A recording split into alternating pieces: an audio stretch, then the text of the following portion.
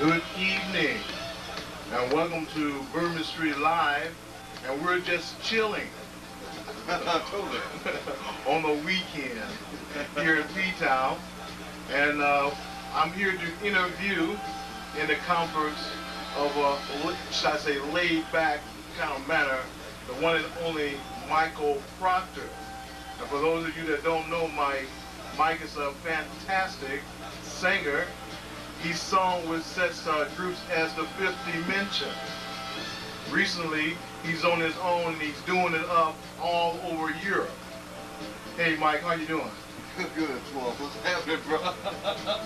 I got on my Jimmy Jam Terry Lewis look right now. So let me go ahead and remove that. I figure when I come back to PEORIA, I'll put on that kind of like style look. They don't know me, but they know Jimmy Jam now. So, okay, now I'm back to me. So right. So how you doing, bro? Pretty good.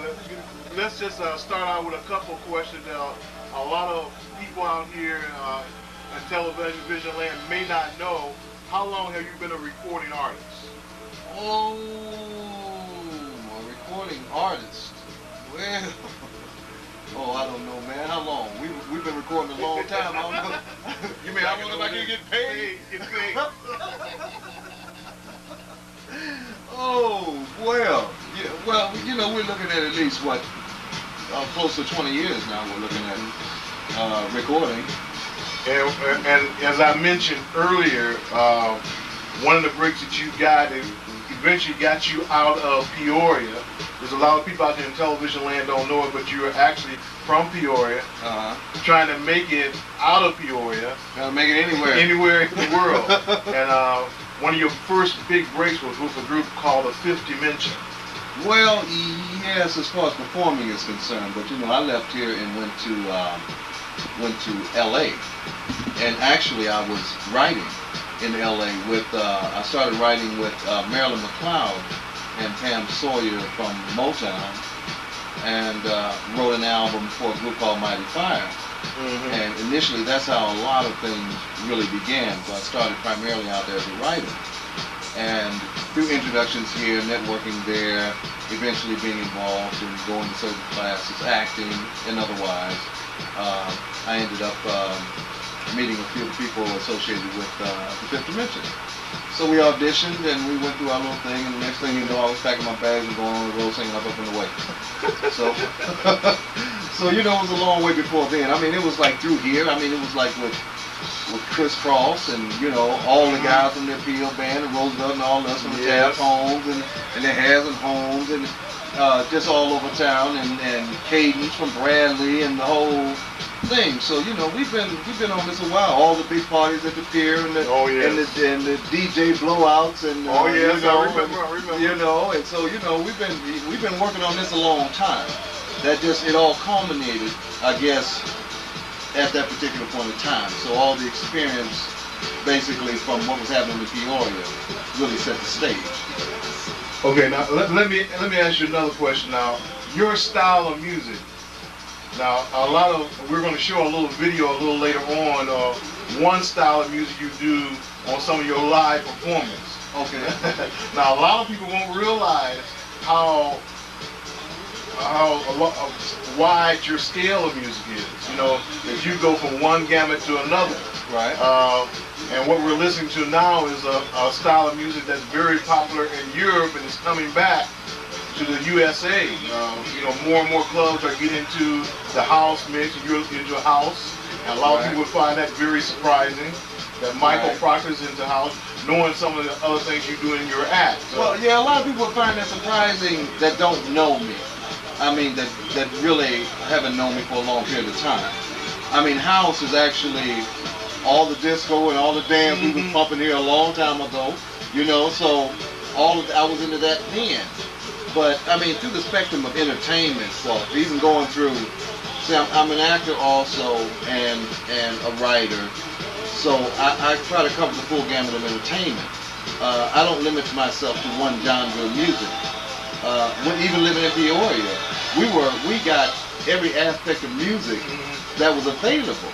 You know, I mean, we got our music at our places, and we got the pop music situation over WIRL, Which is That's everybody's all favorite. All you we don't listen get. to. Yeah. You know what I mean? So I mean, you know, I kind of like crossed the gamut then. You know, I would go to one relative's house, they were playing gospel. I go to another relative's house, they be playing blues. I go to another relative's house, you know, they're playing R&B or they're playing country.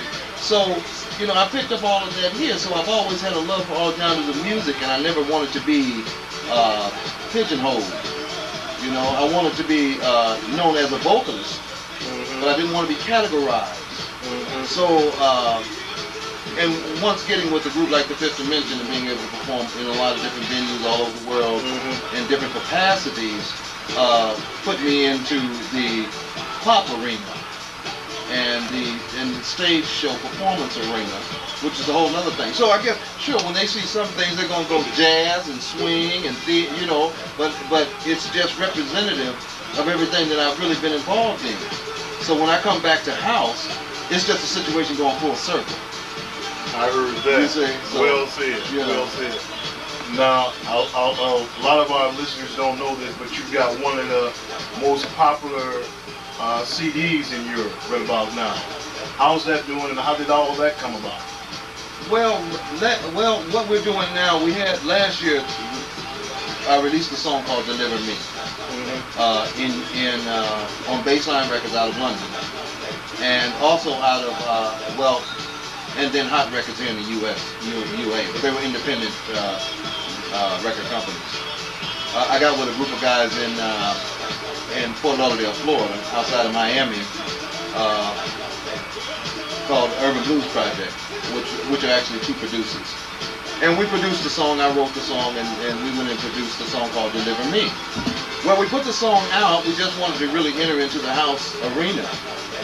The song ended up becoming so big in Europe, we got named Mixmag Magazine 1995 Dance Song of the Year, #1 song. Across the board, we got named top 10 songs of the year. I mean, the whole gamut happened with that song. So I had already written the new song that we were going to put out, and we needed to go in and record. So we went in and recorded it and produced this. So we had the whole UK and European market was waiting for my next release. And a lot of people here in the States, there's a big dance industry here in the States, but the record companies run the radio stations, so you don't get that. But it's starting to come back with the grind and everything on MTV and all of that. So we went back and we finished the second song, and we put out the pre-release tapes to guys like Tony Humphries, Little Louis Vega, the big DJs that playing all over the world in the beginning when they had the Miami Music Conference, and the song just blew completely up. A&M, which is the label that Janet Jackson is on the label, Sting's on the label, they came to us, negotiated for the licensing for the new song in the UK. So we just signed AM/PM, and the song is coming out on the 29th. But right now, when we first put out the initial releases of the song, were pre-releases of the song to the DJs and such, the song is being blown up. It's been played in New York. It's been blown up in all the clubs. And over Europe, it's just blown up. So we're just waiting now for the release date, which is the 29th of July, for the actual release of the song. And we'll be going over to the UK in September to do a tour. So we're looking at it's being extended as we speak, because the more popular the song gets, the more dates are being added in different countries. So we're looking at going through the UK, through England and such, and then over into Germany and Italy, and we're looking at Spain and possibly going on to Japan. So that's basically what we're looking at now. But before I can do that, I got to go to Atlantic City and do my jazz thing for the month of August. So I heard that. You know, I'm between two different worlds actually. You know, so but it's fun because I enjoy that. Being in the same situation all the time would be rather boring for me. You know, so I have to be able to jump back and forth to one genre to another. Well, it's amazing, man. And for those of you who just tuned in to Bourbon Street Live, we're talking with Michael Procter, a well-known singer. And if you don't know him yet, Peoria, you're going to get to know him. Wait a minute, let me get my Jimmy Jam book on it. We can do my Stevie thing.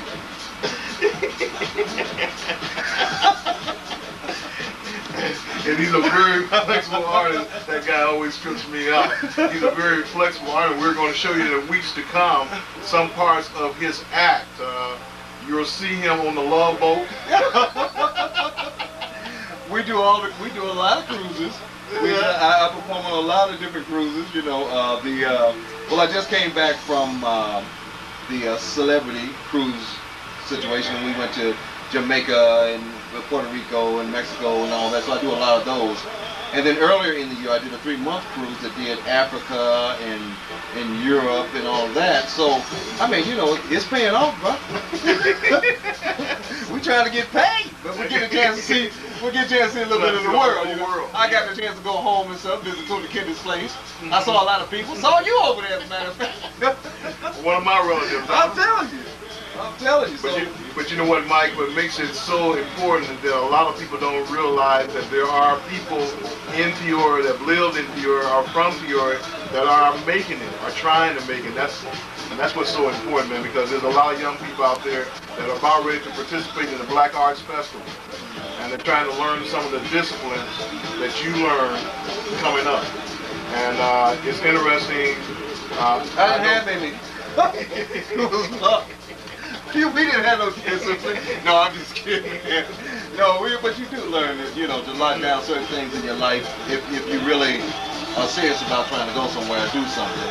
Eventually you come to that point of realizing that in order for it to get done, you're going to have to get serious about it. I heard that. You know, you're going to have to get serious about it. And it doesn't matter whether you emulate somebody you know or somebody you've seen on TV or something that you read in a book. Or if those are your role models, or your school teacher was your role model. I know one of the biggest role models that I had, he would never know this. But I was going to Urban Elementary School. One of the biggest role models of my life was Glenn Rosen. Well, I heard that. Buster Rosen. And he's still around today. That's right. I called him Buster one time. He bust my butt in class. It was good. But you know, but that was one of the biggest role models, a black male role model that was an instructor in a grade school. You see, but see, we were living in a TAF home. A lot of times in TAF homes, it was like a female-led families. That's right. You see, so seeing a black male in such a prominent position to us, he was a role model to us. Mr. Rosenbaum probably never knew this, you know, but he inspired a lot of people. Yes, so I mean, it's a lot of people that we can follow, you know, that we look at, and a lot of times we don't even know we're emulating until that we get back and look back on our lives and get a chance to reflect on really where we came from and what it was all about. So you know, it's interesting, and the kids, you know, they got as much of a chance today to do whatever they want to do. All they got to do is go about doing it. I heard you say that. You know, go about doing it and realize that they got the backing of the world wants these kids to succeed. You see? And ain't nothing gonna stop anybody from succeeding, nothing gonna stop any of the children from succeeding but themselves. And I heard you saying, you know what they say, if you can make it in Peoria, you can make it anywhere. Because this is the hardest place. Boy, people, when you come to Peoria and perform, people won't even clap. That's right. So you got to do something. I'm telling you, you got to be able to perform here. But you know what we're going to do, Mike, right about now? Right about now, we're going to play back not your European hot mix style, because that's up and coming. I know in the next few months we'll be able to bring some of that video on. But we're going to show people out there in television land just how versatile you are. And I believe this is on a cruise. I said a love boat earlier, not knowing the boat's name actually, but this is one of your performances. Yeah, this is actually this was doing one of the cruises that I did in the Caribbean actually. It was on the Celebrity Cruise Line. So we were doing that Puerto Rican run and that Caribbean run. So actually it's on that ship.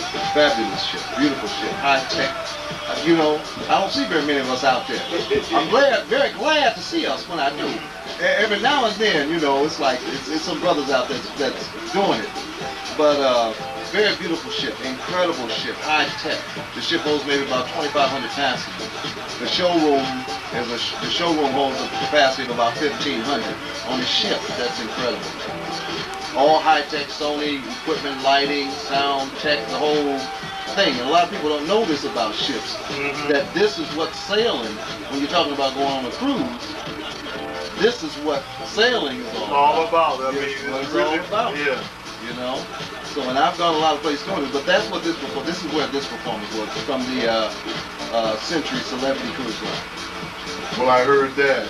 And I hope you enjoy. We're going to sit back and listen to a little bit more of his latest CD, Mr. Michael Procter, and you can check out him live and in concert as we continue with Bourbon Street Live.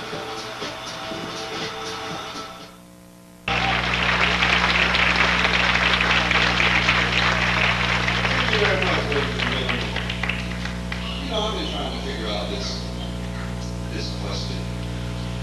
I travel all over the world, and I always ask where I go, maybe somebody answers this question for me. I always want to know what is this thing called love at first sight?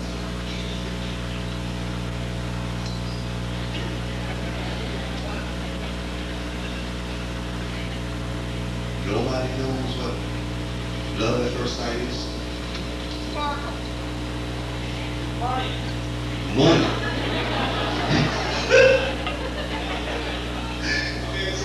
Gentlemen, I gave you the opportunity to open the door wide open. This could have been a fabulous cruise for you the rest of the way. But no, I opened the door and you walked right into it. You guys should have jumped right up and said, yes, I know what love at first sight is. Now, it's too late though. It's too late.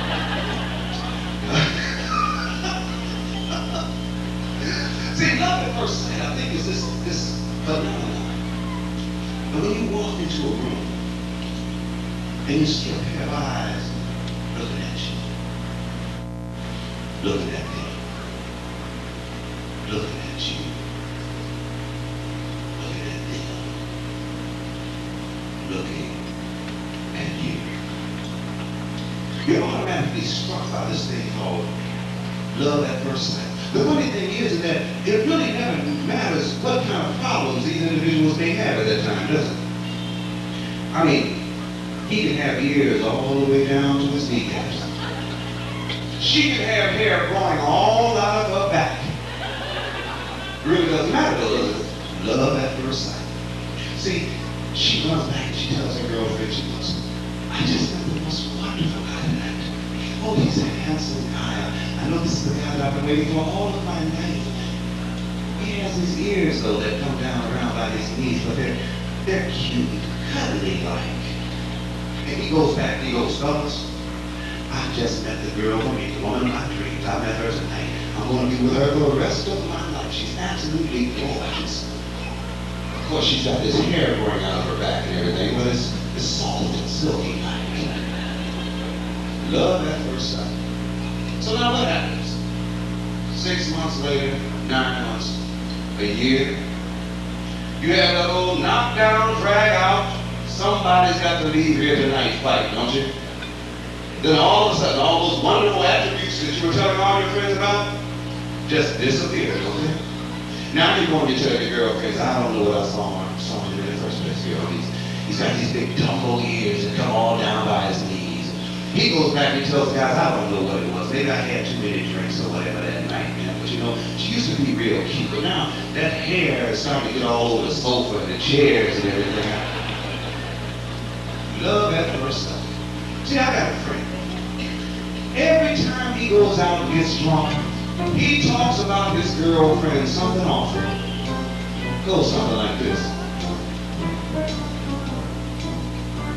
What's that one around in here?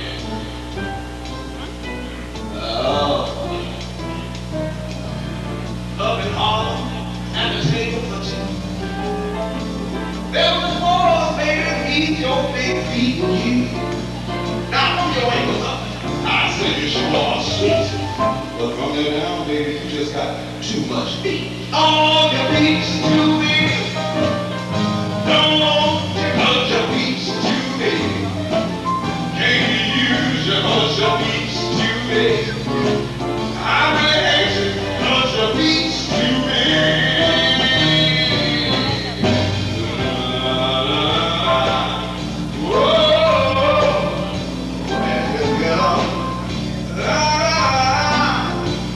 Your girl, she likes you. She says she thinks you're nice.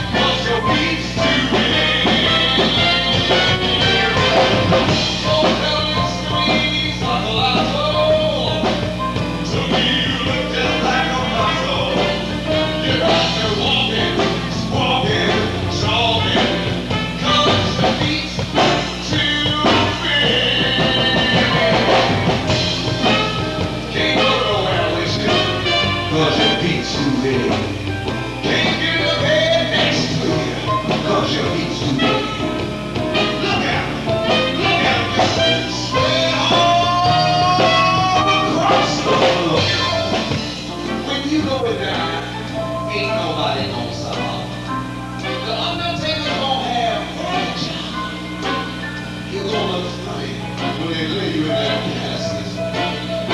Look at them little feet. Shake it up out the back.